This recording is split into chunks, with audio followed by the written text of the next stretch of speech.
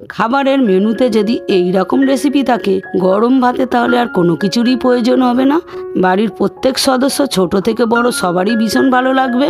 তো চলো বন্ধুরা, আর এই ছোট্ট রেসিপিটা দেরি না করে ঝটপট শুরু করে নেওয়া যাক। প্রথমে 1 টেবিল চামচ কালো সর্ষে, 1 টেবিল চামচ সাদা সর্ষে, 1 টেবিল চামচ পোস্ত, পরিমাণ মতো কটা কাঁচা লঙ্কা দিয়ে একসাথে একটু মিক্সিতে পেস্ট বানিয়ে নিতে হবে। পেস্টটার মধ্যে তোমরা একটু সামান্য জলও অ্যাড করতে পারো। সিদ্ধ করে নেওয়া ডিমগুলোকে ঠিক একদম এই রকমভাবে কেটে নিতে হবে। অবশ্যই আমার চ্যানেলটাকে সাবস্ক্রাইব করে আমাদের পাশে থেকো। গরম প্যানের মধ্যে পরিমাণ মতো একটু সর্ষের তেল দিয়ে দিলাম, সাথে দিয়ে দিলাম অল্প একটু নুন ও একটু হলুদ দিয়ে পরিমাণ মতো একটুখানি কাশ্মীরি লঙ্কার গুঁড়ো দিয়ে দিলাম কালারের জন্য, দিয়ে একটু হালকা নাড়িয়ে দিচ্ছি। খুব সাবধানে এই সময় ডিমগুলো ভাজতে হবে বন্ধুরা। ডিমগুলো থেকে যদি কুসুমটা বেরিয়ে যায় এই রেসিপির স্বাদটা নষ্ট হয়ে যাবে।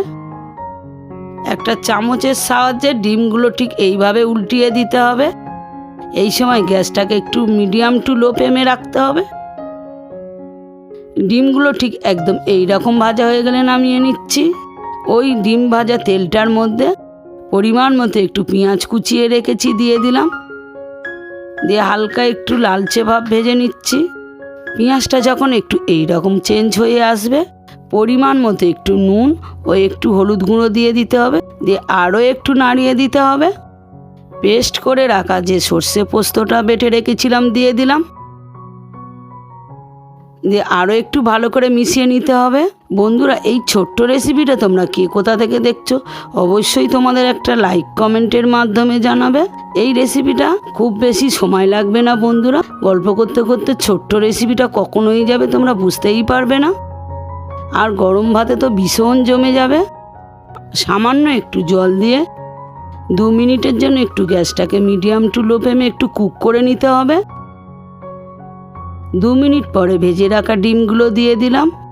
10 মিনিটের জন্য একটু কুক করে নিয়ে 2টো চেরা কাঁচা লঙ্কা দিয়ে দিলে এই রেসিপির একটা সুন্দর গন্ধ হবে ও স্বাদটা বাড়বে।